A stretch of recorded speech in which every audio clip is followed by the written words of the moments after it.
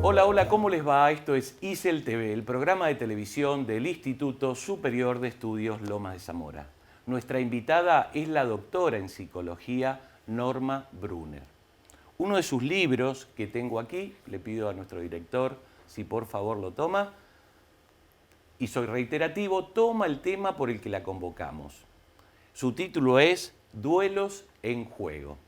Y tenemos la convicción que pese a la lectura detenida, apenas si nos asomamos a la comprensión del texto. Norma, te agradezco que nos acompañes porque nos darás la posibilidad de aprender un poco más sobre este sujeto, el niño como objeto difícil de diagnóstico. Bueno, muchas gracias a ustedes. Te agradezco a vos, pero también agradezco a todos los que están aquí presentes por haberse interesado en las propuestas y las ideas que recopila ese libro, fruto del trabajo de muchos años, no solamente propios, sino también de todos aquellos que me fueron acompañando en el camino. Como dice el libro, el desarrollo nunca es individual, siempre es social, siempre es con otro.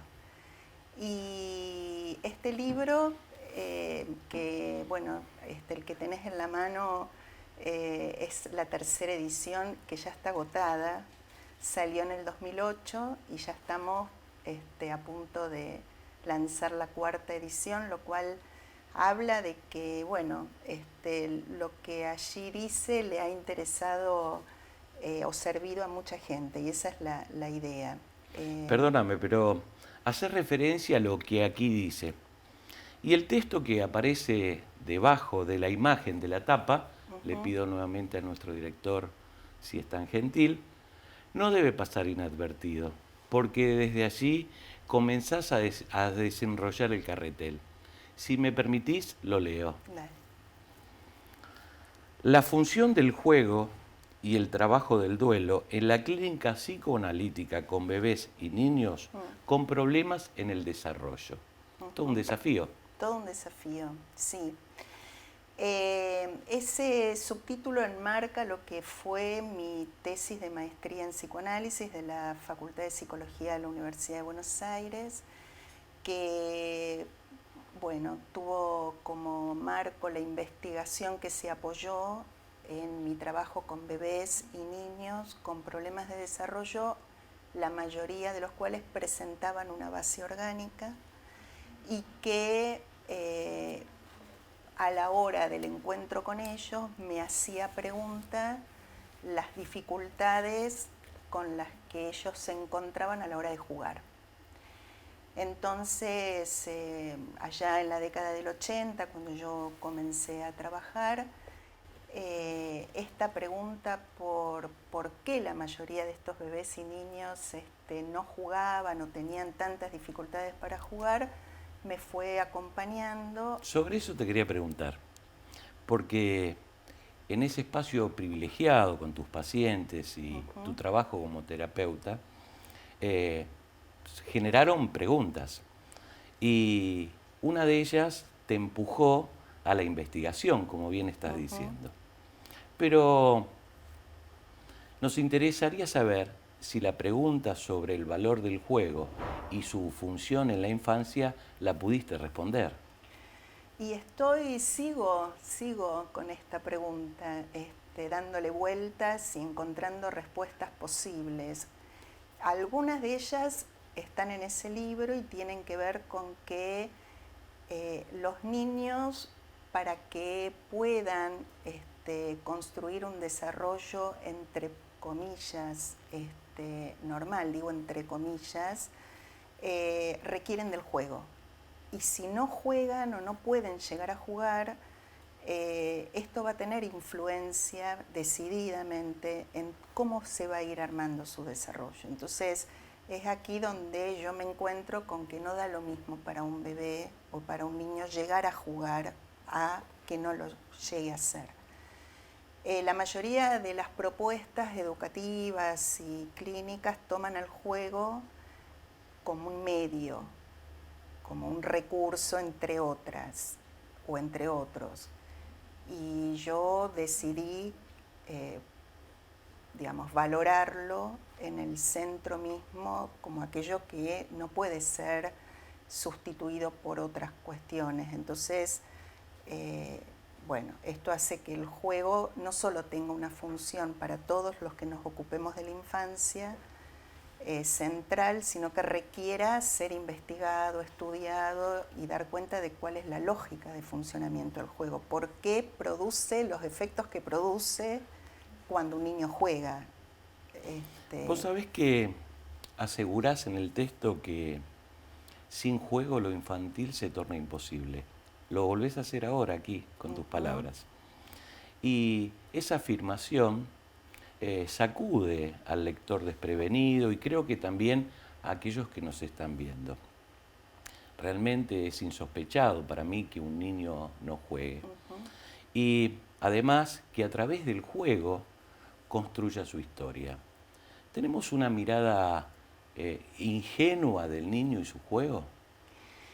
Creo que hay una significación compartida por la cual la niñez es sinónimo, todos los niños juegan, ¿no? Así como en su momento Freud decía que hay una posición ingenua acerca de que en la infancia no está atravesada por la sexualidad, los niños no tienen sexualidad. Creo que ocurre otro tanto afirmando que todo niño, por corresponder cronológicamente a lo que se considera la etapa de la niñez, juega. Y esto no es así. O sea, justamente por lo que te estaba contando como punto de partida, yo me encontré con que fenomenológicamente había una persona que correspondía a la etapa cronológica llamada niñez. Y sin embargo no estaba en posición de niño y conjuntamente con esto, para el otro no estaba en esta posición, tampoco jugaba.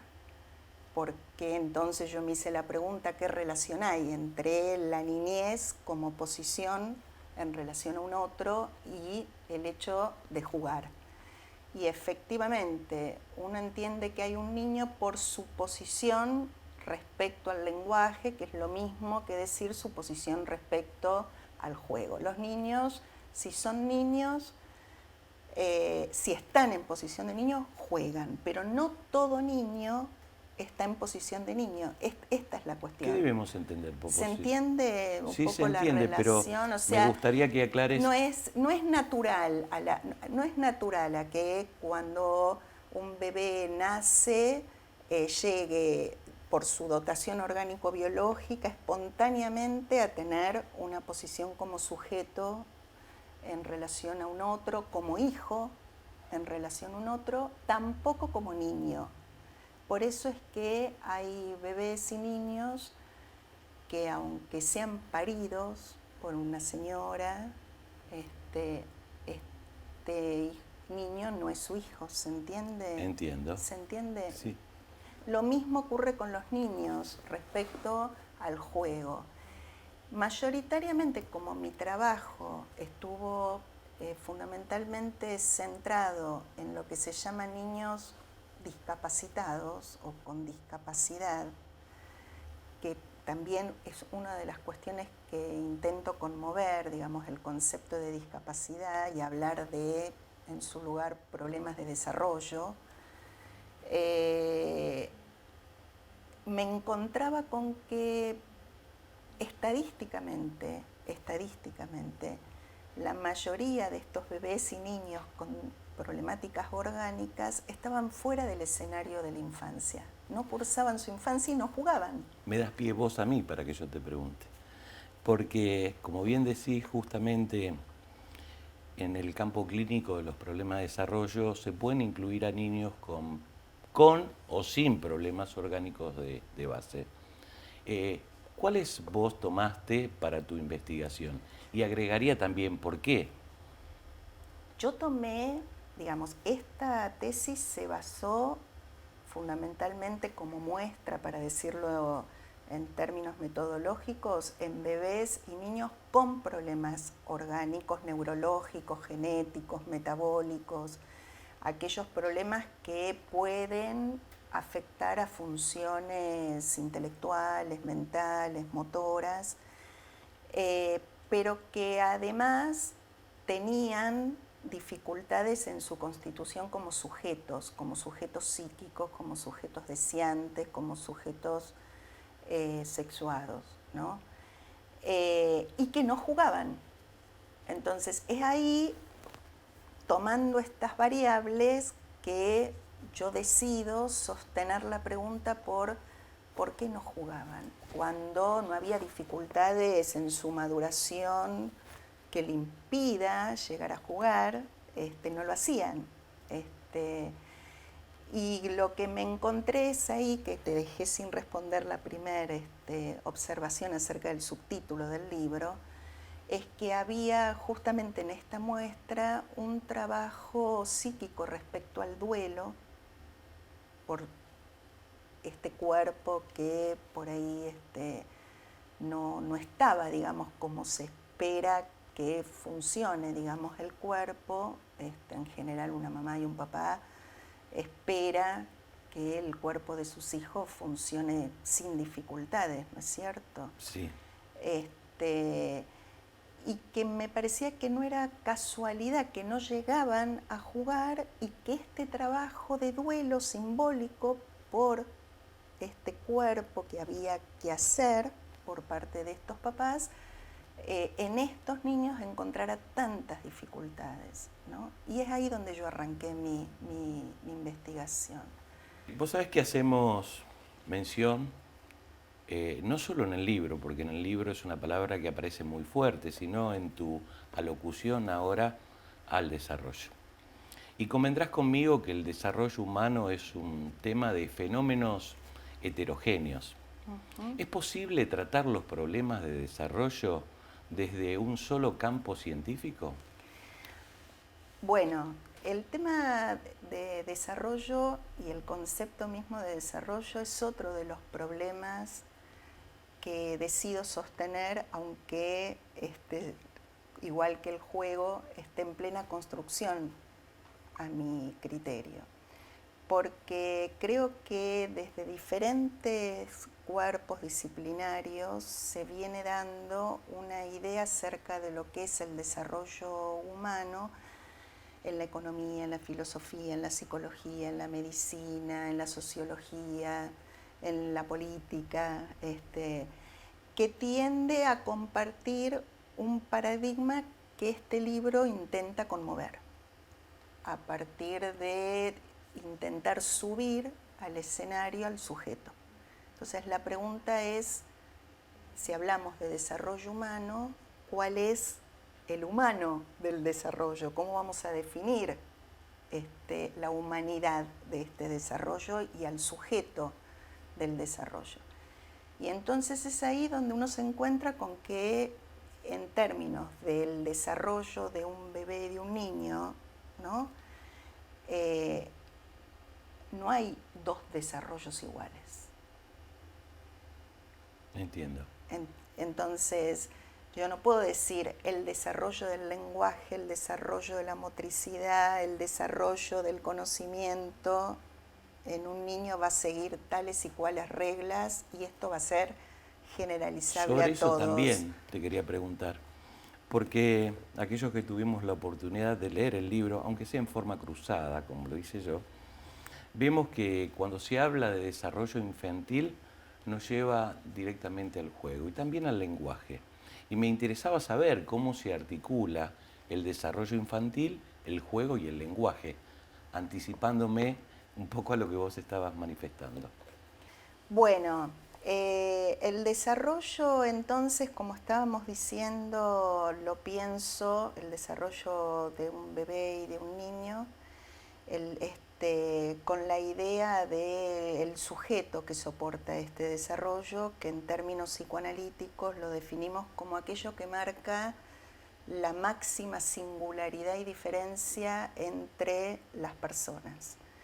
Entonces la pregunta es por lo singular del desarrollo, y en ese sentido, en el sentido psicoanalítico del concepto de sujeto, hablamos de que el sujeto lo es porque está sujetado a la estructura del lenguaje, a lo que nosotros definimos como lenguaje y las leyes del lenguaje, que ahora no tenemos tiempo para, digamos, explayarnos, pero que son aquellas que cada bebé y cada niño va a tener que encontrarse, ¿no?, una y otra vez a lo largo de la infancia, y que van a ir estructurando y atravesando las diferentes funciones de su desarrollo.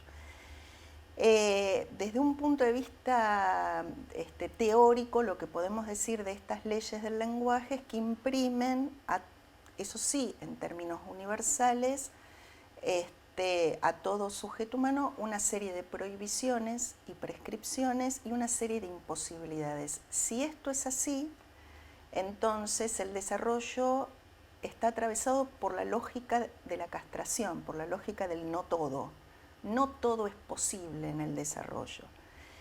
Esta idea de un desarrollo cuyo motor es el vacío, la falta, de lo que no se sabe, de lo que no se tiene, de lo que no se es, de lo que no se puede, y se quiere llegar a alcanzar sin lograrlo, y esto es lo que motoriza que uno siga buscando, es lo que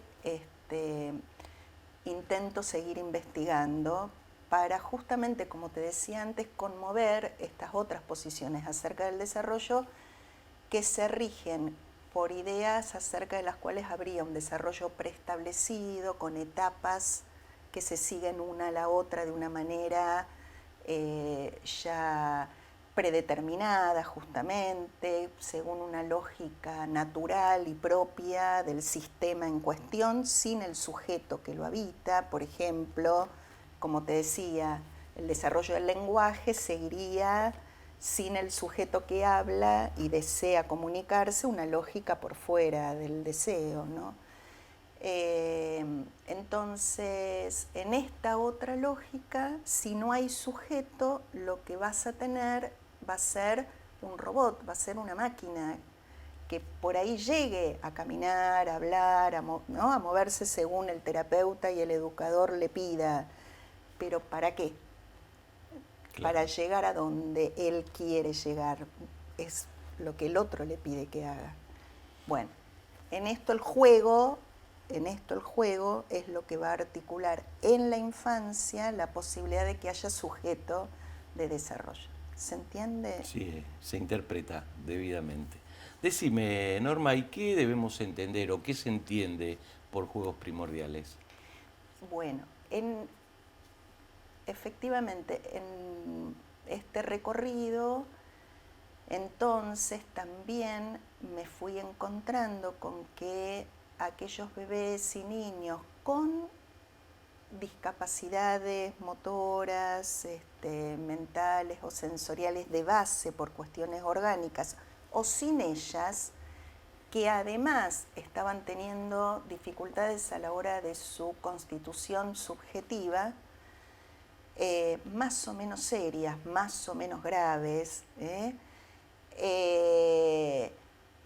había una serie justamente de juegos que no habían podido ser atravesados y que, o casualmente, digo, esto ahora yo sé que no es casualidad, sabemos que no es casualidad, estos juegos no son cualquier juego para el transcurso de la infancia. Entonces, de no ser atravesado esto que denomino juegos primordiales, que son juegos constitutivos, juegos constituyentes de subjetividad, entonces va a haber problemas en el desarrollo para ese bebé y ese niño. Entonces son juegos que son operadores, que producen operaciones psíquicas. No ¿Me podés dar un ejemplo?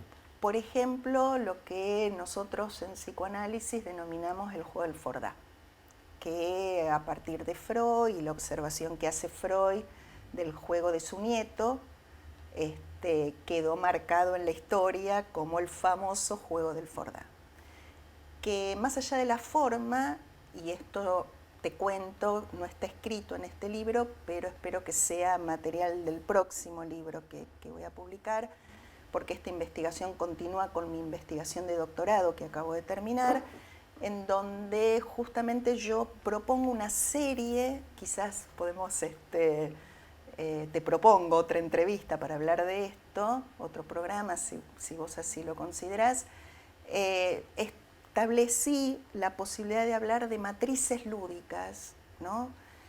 A los que denominé juegos unarios, que son juegos primordiales, tomando la idea de Alfredo Jerusalski sobre los juegos constitutivos y constituyentes, le agregué a esta serie una propuesta de otros juegos. En este libro de Duelos en Juego, justamente, yo lo que propuse es una matriz, un juego al que denominé juegos de duelo. Los juegos de duelo a ser atravesados en la infancia. Hay otros. Ese me pertenece, digo... Es de tu autoría. Es mi propuesta y tiene que ver con matrices lúdicas que van haciendo los niños, en donde van haciendo este trabajo psíquico de elaboración simbólica de lo perdido. Diferentes pérdidas que, como decía antes, a mi criterio es solamente lo que permite que haya un desarrollo con sujeto. ¿Se entiende? Sí. Un sujeto de desarrollo. Es esto, por ejemplo, cuando un niño dice, dale, jugamos, dale que yo era un bebé, y vos ves que te lo propone un nené muy chiquitito, dale que yo era un bebé, dale que entonces, o dale que yo era... Entonces, ¿qué es dale que yo era? ¿Qué tiempo es era? Y hay algo de lo perdido, de lo que al jugar dejas de ser o de tener, ¿no? Entonces vos fíjate, jugás a perder. Tenés que poder jugar a perder, ¿no? Porque uno siempre piensa que la apuesta es a ganar, pero acá es una apuesta, yo lo llamo gana el que pierde, ¿no? Y si no podés perder, no podés jugar. Norma, para finalizar nos queda un tema que daría en sí mismo para otra entrevista, pero aprovechando tu presencia me gustaría dejarlo planteado. ¿El juego es un elaborador del duelo? El juego, según mi propuesta, es un trabajo psíquico al que denomino trabajo de duelo, trabajo de juego, y yo tomo la propuesta de Freud acerca de que el duelo también es una formación psíquica que implica un trabajo al que denomina trabajo de duelo para armar relaciones entre ellos y proponer que el juego es aquello que la infancia le permite a todo niño, ahora sí, teniendo o no teniendo discapacidad, por eso que tiene un alcance, entiendo, mayor que el campo de la discapacidad, lo que propone este libro, es solamente dentro del marco del juego lo que le va a permitir a un niño inscribir una pérdida que no es un duelo cualquiera, porque el duelo es todo aquel trabajo psíquico, según Freud, que responde, que le sale, digamos, como respuesta a cualquier pérdida que uno puede tener. Es un trabajo psíquico simbólico para poder hacer una elaboración simbólica de lo perdido, darle una medida a lo perdido y que todo el yo no se vaya, digamos, justamente como en la melancolía, como lo perdido. Pero esta pérdida que propongo en el libro no es una pérdida coyuntural, es una pérdida estructurante, es una pérdida que produce subjetividad. Entonces, es el juego trabajo de duelo, pero en el sentido estructural del término, estructurante del psiquismo, motor del desarrollo que, como propongo, tiene como motor la pérdida simbólica, lo perdido simbólicamente. Y el juego no hace más que darle una serie, digamos, de objetos que intentan sustituir esto que queda como perdido. Entonces, por eso es que en la relación hace falta darle tantos objetos a los niños, y objetos y objetos. Y es interesante porque justamente se cree que cuanto más objetos se le da a un niño, más va a calmárselo de aquello que, o consolarle por aquello que le falta, cuando en realidad la falta es lo que, esta falta estructurante es lo que le va a permitir un desarrollo, entre comillas, normal, ¿no? Como decimos. Sí, se interpreta. Espero que hayas estado cómoda. Sí, sí, muy cómoda. Me hubiera gustado, me gustaría, bueno, desarrollar otras cuestiones, pero lo podemos dejar para otra oportunidad. Un nuevo encuentro. ¿Cómo no? Una vez más, gracias. A ustedes. A vos también, gracias por acompañarme. Te espero la próxima semana. Te deseo tiempo y buena vida.